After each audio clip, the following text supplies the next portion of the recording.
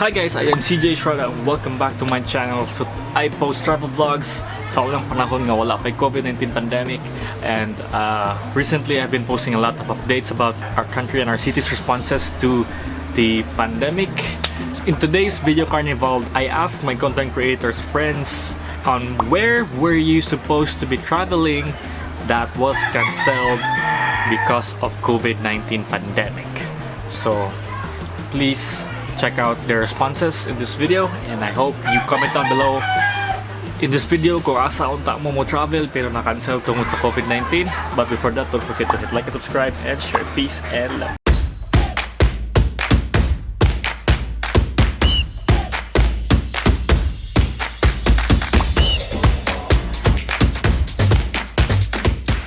Where were you supposed to be traveling that was cancelled because of COVID-19? Supposedly last May, mag-major climb unta mi ngadto sa Luzon 321 ato sa Benguet nga area, ato sa Mount Pulag, which is the third highest mountain in the Philippines, and dool niya nga kanang mountains. And we're supposed to be spending there for like a week in Luzon, and na-cancel tungkol ni COVID-19.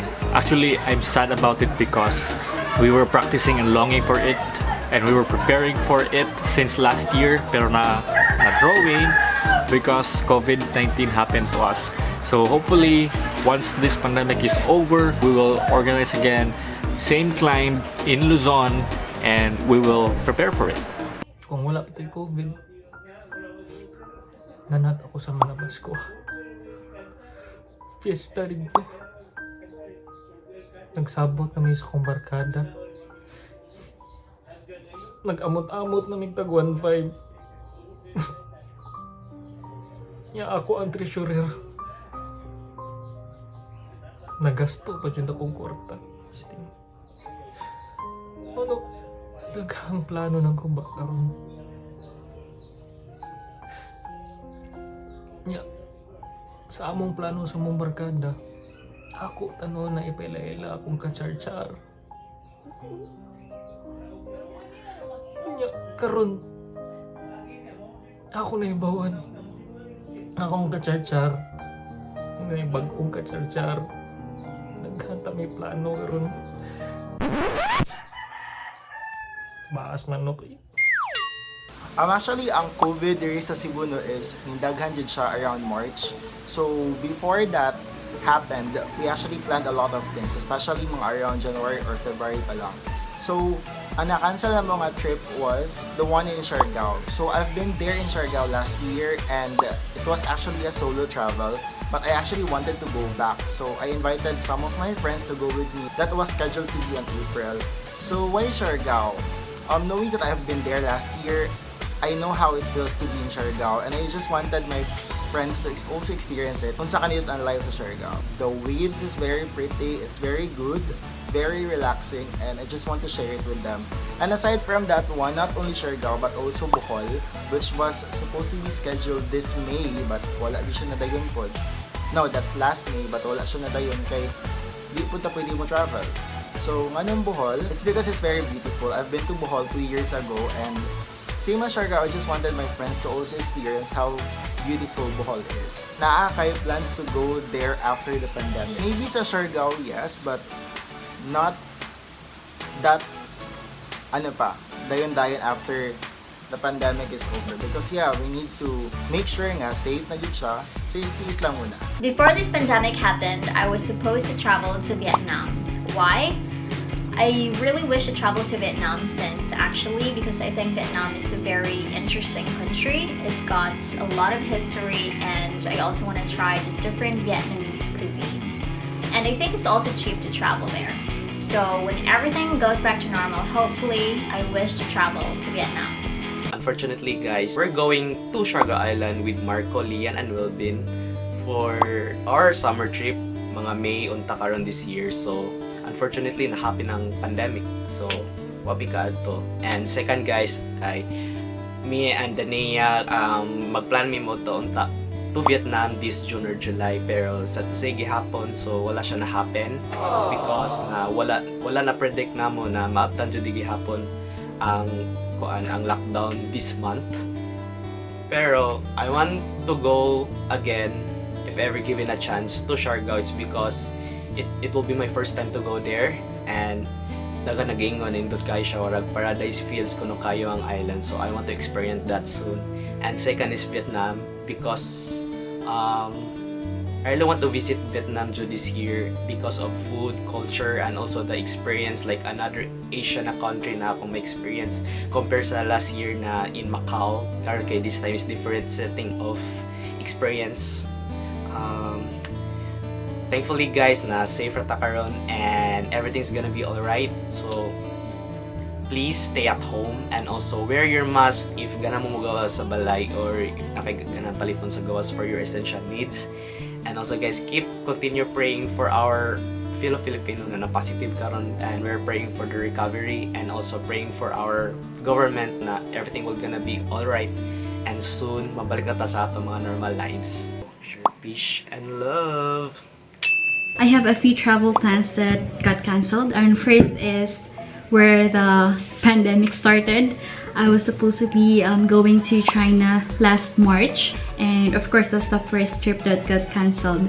Second trip is actually going to happen this July, a trip to Manila.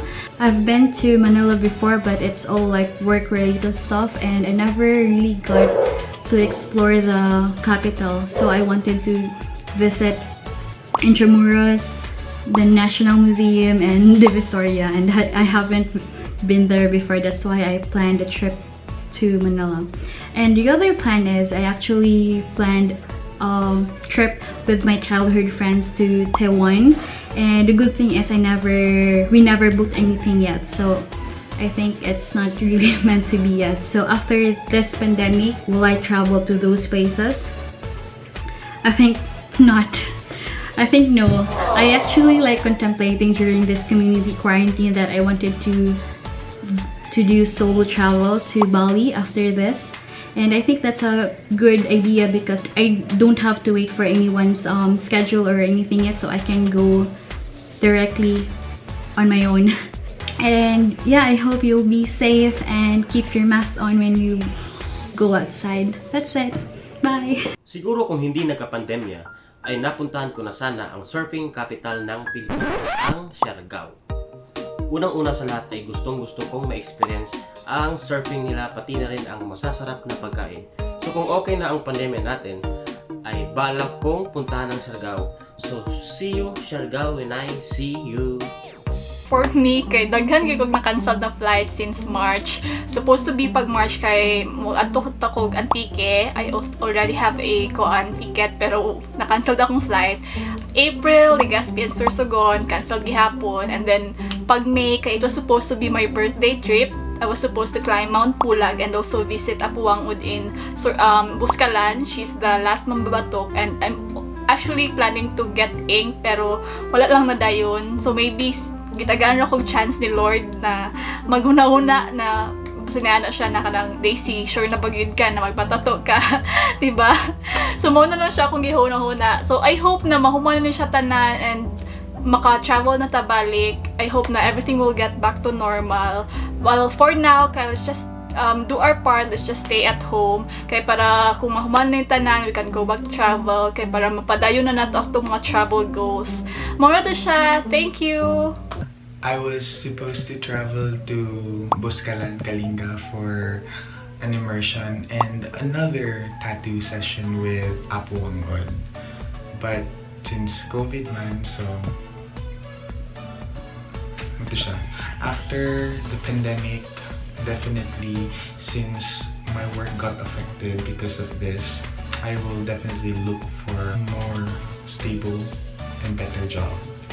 Actually, tungod aning lockdown sa COVID-19 or coronavirus lockdown, I was supposed to go home to the Philippines back in April and May.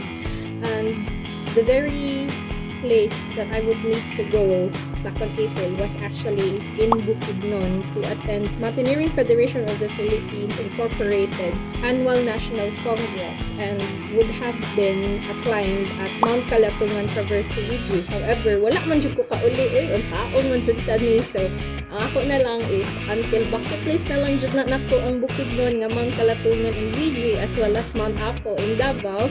And another thing is I need to go to Samal Island as well because I wanted to spend at least 3 days after the Fed in Samal Island. And then after Samal Island, I will need to go back to Cagayan de Oro City to actually do whitewater rafting as well with Cagay whitewater rafting. So daghan ko ganahan adtuan sa Mindanao. So it will be a Mindanao backpacking adventure for a solo backpacker like me. And hopefully when COVID-19 is done, while I am still here in Europe, I would need to go to back to Edinburgh as well. And then after Edinburgh, I would need to go to Wales to do the Lake District tour. So we will go ahead and climb Mount Snowdonia in Wales. And after that, well, as I've mentioned, I would want to go back to Edinburgh because I would need to scale Ben Nevis, the highest point in Scotland. So that's also the highest point in UK. So mo na siya ang places to go. I'll see you soon when I come back home in the Philippines. Well, we have been in quarantine for almost 5 months now, and it started around March. That was also the time that I have left my corporate job, and I was really looking forward to it, guys, because I have already made plans. Like the Joa went here already. We have booked some trips within Cebu. We were supposed to go to Basdaco Albual. Yes, that's one of my favorite beaches here in Cebu. And then second, we were supposed to do canyoneering. That would be my third time doing canyoneering, and I would not really get tired of doing it all over again because I really love the feeling that it gives me, the adrenaline rush that it's giving you, and also you can see the nature. And then after that, by April, we were supposed to go to Bacolod for some business trip, and then we're gonna do supposedly some side trip, and then go to Davao. So in Davao, we were planning to go to Mati, Dahican Beach. Guys, it's one of my favorite beaches here in the Philippines. Alright, so that's it for today, and I hope na na-enjoy mo aning video. Thank you very much ako mga content creator friends for submitting their entry for this video carnival collaboration, and I hope nga na-upload ko yung video carnival collaboration in the future, and I hope nga inyo ko invite ko na yung video carnival nga content. So yes, you guys, if you have some travels na cancel, please comment down below and I would love to hear that. And that's it for today, and I hope you enjoyed this video. Don't forget to hit like and subscribe and share. Peace and love.